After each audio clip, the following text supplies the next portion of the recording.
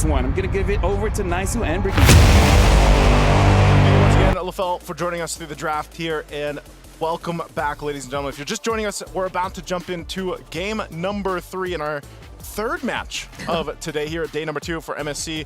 Will it be ONIC Philippines to take the win, or will it be Aurora Gaming from Turkey to go ahead and solidify their win in day number 1 for Group B here for them? Once again, I'm Naisu, and this is Brigitte to bring you the action. Brigitte, which draft here are you really liking? I mean, you're jumping up and down here. Who's it for? Is it Aurora? I mean, it's been a while since we've seen the YSS, so I'm kind of excited to see how ONIC PH are going to deal with it.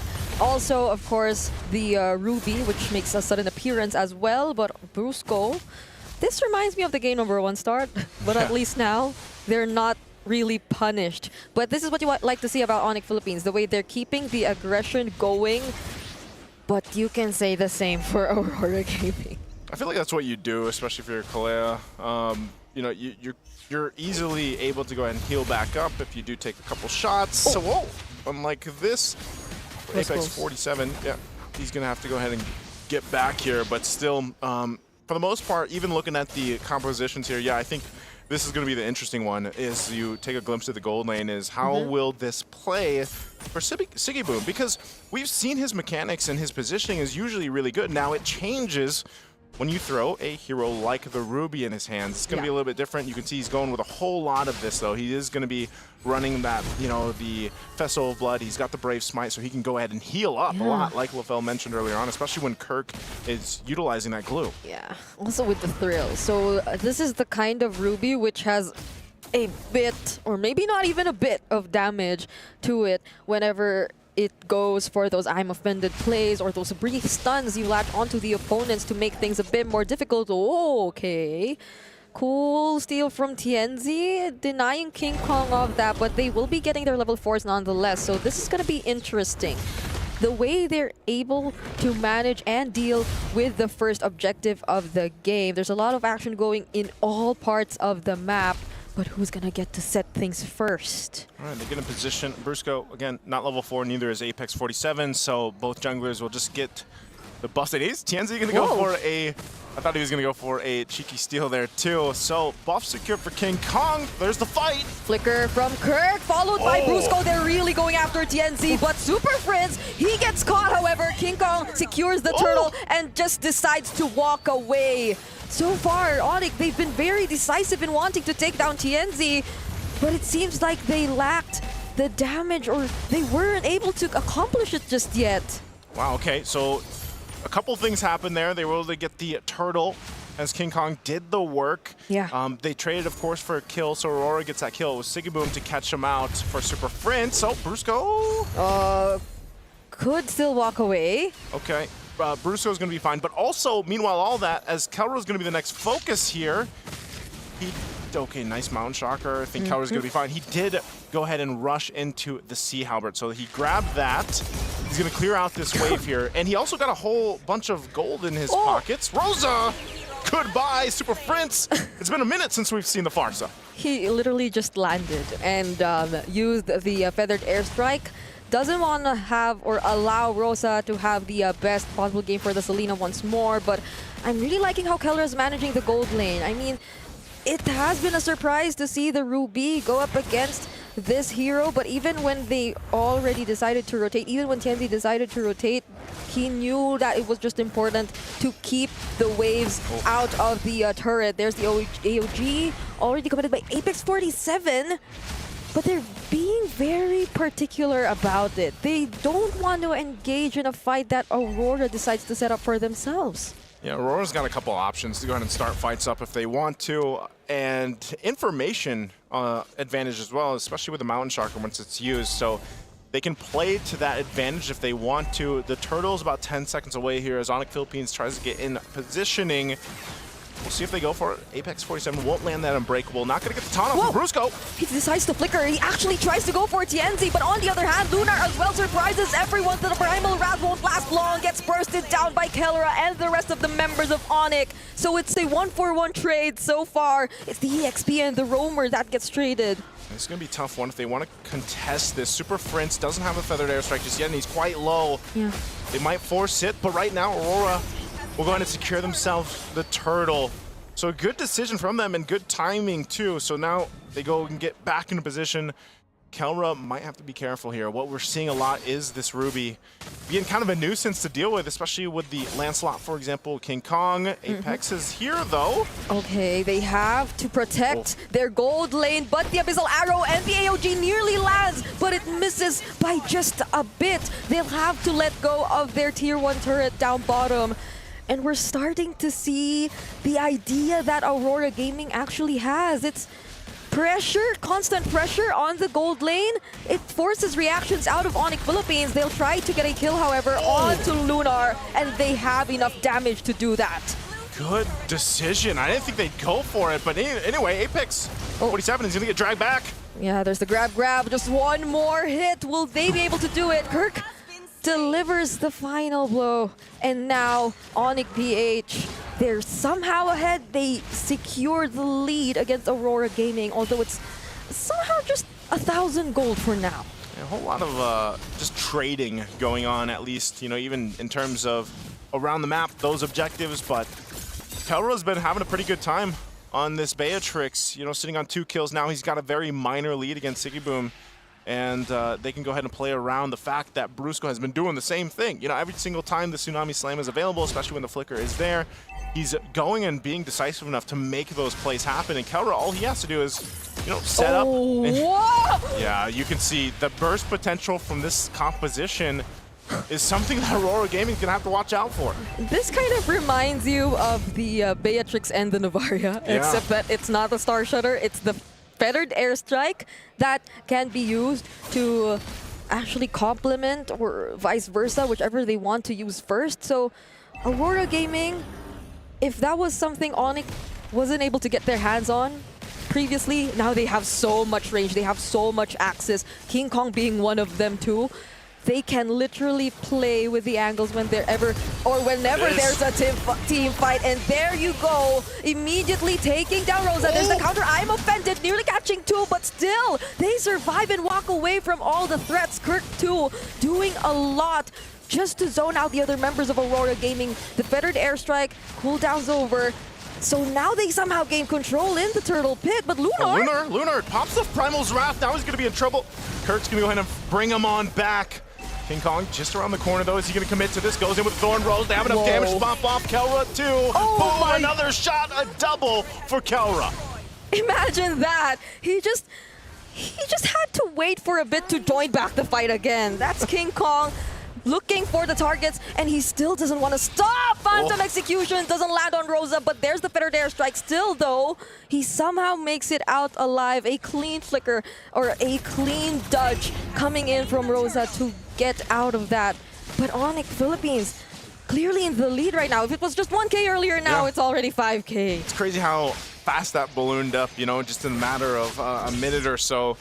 You get yourself a nice lead at this point. You can see some of the items here now falling into place, especially, and ONIC Philippines, very interesting. Now you've got that ultimate accessible to you even more for Brusco, and that's going to be great because this is what we've seen all day from him, is that Tsunami Slam.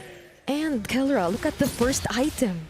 He actually went for the Sea Halberd, going up against Sigiboom on the Ruby in the gold lane. So they're really looking for ways to answer and deal with Aurora Gaming, even from the very beginning of this game. So now they have to keep the pressure going. They have to limit the ways that Aurora are able to move around the map. And I feel like that responsibility is mostly going to fall on Kirk's shoulders right now. He's the one who has to be the threat, who has to be the disruptor for Aurora Gaming. Look at the damage coming in from Kelra as well. Brave enough to stand in front of both Sigiboom and Rosa in the bottom lane. Yeah, Kelra relying specifically on just how, you know, mechanically gifted as a player as he is. He can go ahead and be confident enough to just rely on a flicker even if he has to against someone like a Ruby who could do the exact same thing. You know, flicker forward, I'm offended, pull you on in. But it's funny because every time we see a Beatrix pop up, it's kind of like, you remember that time when Beatrix was just so dominant, you know, she even had her own figurine back for the World Championship. And it's like, man, you kind of remember just how good it is to have multiple options in terms of, all of the guns she has available to go ahead and for the right situation. But even so, it's just the counter hasn't been able to be caught because of the fact that you just have such good zoning from this lineup here. There's already, Brusco! Brusco, he decides to go for Sigiboom, but there's a Winter Crown. Could potentially save him from this pickup, and he has a lot of sustain to deal with it. But Kelra decides to go for Apex 47 first. There's the Revitalize, which buys him a lot more time. But on the other sides of the map, King Kong was able to work on other members too, but at the expense of his very own life. That doesn't look too good for ONIC PH. I gotta say though, Sigiboom bought a ton of time. So even without King Kong, ONIC Philippines is gonna just go for this Lord here. I'm not sure if Aurora Gaming is gonna do anything. Rosa might give them the information, but they just make the decision. It's better off that we just give it up. We don't deal with it. The Lord is secured here for ONIC Philippines. So that fight that broke out, it was just really kind of split up even. And yeah, it was King Kong that went down, but nonetheless, again, Kaura well protected here with Brusco. Sigiboom buys some time. You can see King Kong was going for Lunar, but Tienzi was there to go ahead and help him out. So again, a great play from both sides, but ultimately objective going in the hands of ONIC Philippines will now allow them to march towards the base here. And we'll see if Aurora Gaming has enough to go ahead and defend. That's an I'm offended thrown on out. Not going to find a mark here. The Lord is going up top side, so expect ONIC Philippines to at least get to these base turrets. Yep. They're trying to sink the waves as well, making the most out of this objective that they were already able to take for themselves. Feathered Airstrike already committed, and so will be that split early. Oh, no, it's okay. They don't really mind that. So now they get to expose all the inhibitor turrets for now from Aurora Gaming. That's a lot of damage coming in from King Kong, but at least a successful defense for now. And they deal with that Lord. The waves are still going to be pushing in. I don't think you can roll. Never mind. Brusco! Another flicker into the Bennett's Rage, but the Primal Wrath will be able to keep him safe, and it might not be looking too good for ONIC PH. Super Prince and Brusco get punished for that attempt. As I was about to say, Brigida, I don't think you can really get more of that. Brusco's like, nope. Hold my drink, I got this. And then two go down for ONIC Philippines. So this is actually going to buy some time here and some space now for Aurora Gaming. Off of that, they'll get the tier 1 in mid now, making their way towards this tier 2, and this is a good chance for them to get some space back in their favor here. The wave is going to be cleared out though in the mid lane, so ONIC Philippines, against it all, will still hold on to the majority of the tournaments.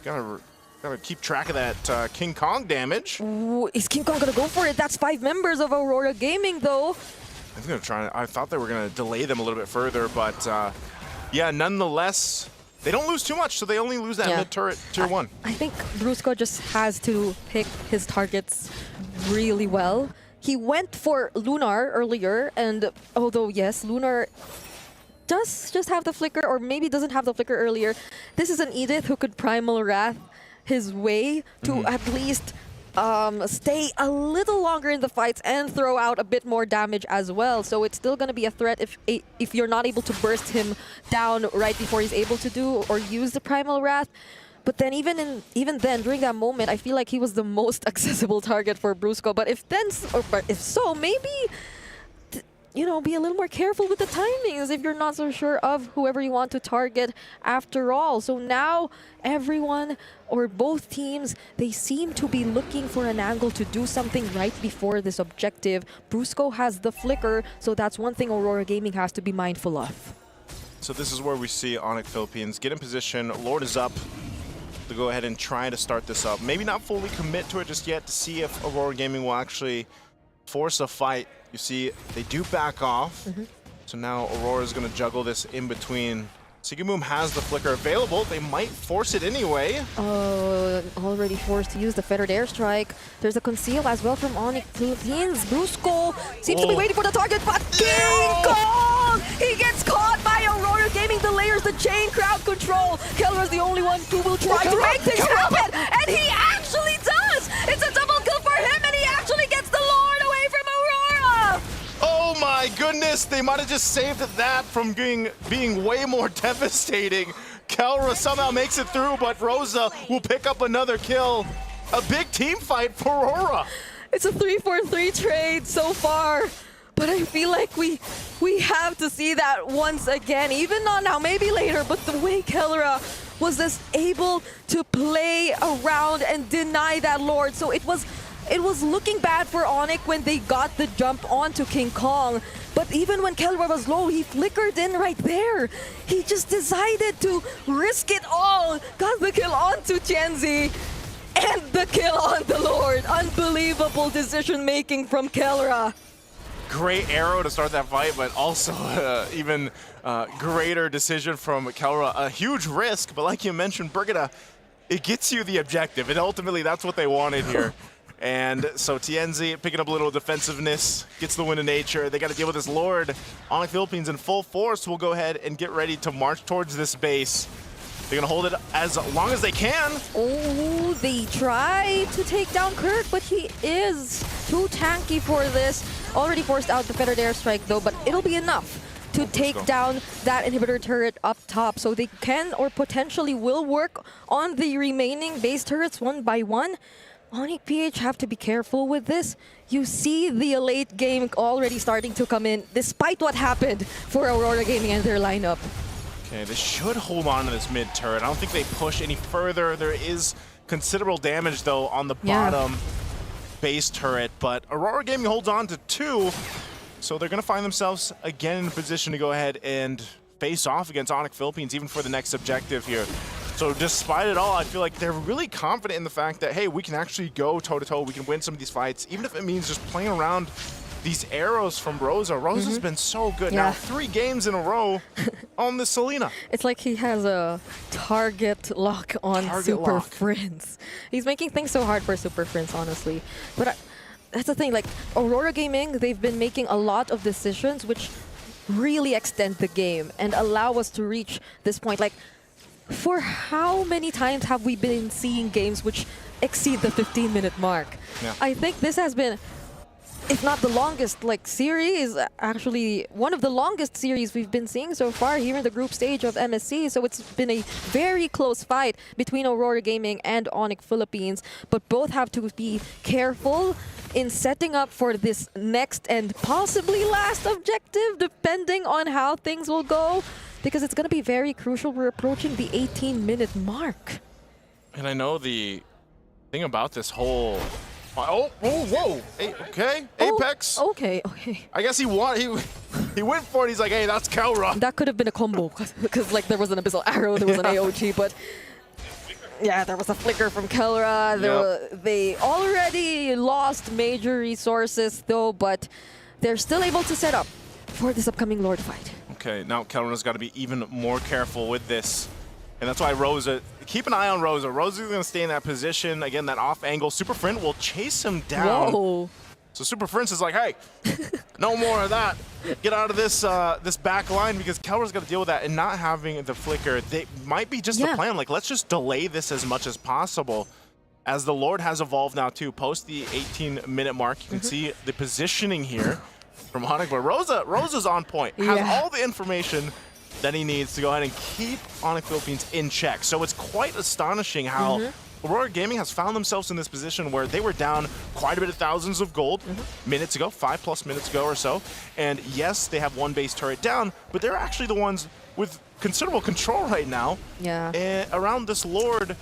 And they're going to be the ones to go ahead and start things up. Maybe that was what Aurora Gaming wanted. Just take away the flicker from Kellera, you know? So we might have a better chance at being able to take him out whenever the fight breaks out and not allow him to save the game once again for ONIC Philippines. But it's going to be up again soon. 30 seconds. And ONIC, like I said, they just bought delayed enough time. Just wait longer, right? Or wait faster, like LaFell said. And they did exactly that. So buff secured for King Kong 2. Once again, Kellera will have it about 15 seconds. Aurora Gaming might know this too, and they might want to just force a situation here. So Brusco, Conceal was used. They're going to force the fight. Anyway, Apex 47 takes some damage, but still, no one wants to commit to this Lord. It is going to be more difficult to take too because it's evolved. So Brusco even picks up an immortality for himself, and we'll have just this face-off for now. I guess this is what they call the Malor Dawns. The Lord dance. It's been such a long dance between both of these teams. Lord currently at half HP. This is the new dance. This is the 2025 version. And all the while things were happening, a turret in the bottom lane was taken down by the minions. They've been getting pretty impatient as well with how things have been going. But will this finally be the start of the fight? They try to go for the onward or shadow combo onto Kirk, but it won't land. There's the feathered airstrike. Oh, TNZ's very low on great. HP. Fortunately, there's not the runner's apathy from Kellera to finish off the kill just yet, but will they still try to regroup? Oh, they go for Kellera! But King Kong still secures the Lord nonetheless, and I am offended connects onto two members of ONIC Philippines though, and it's Brusco and Super Fritz trying to run away, but Aurora, they're gonna chase after them! They're not letting him go! They pop the immortality, and it's only Super Fritz who's able to return to the base! Oh no! It's a disaster for the Super Fam! Super Fritz tries, but Aurora Gaming made it happen, and Sigiboom did it too on the Ruby. What a game 3 for Aurora Gaming!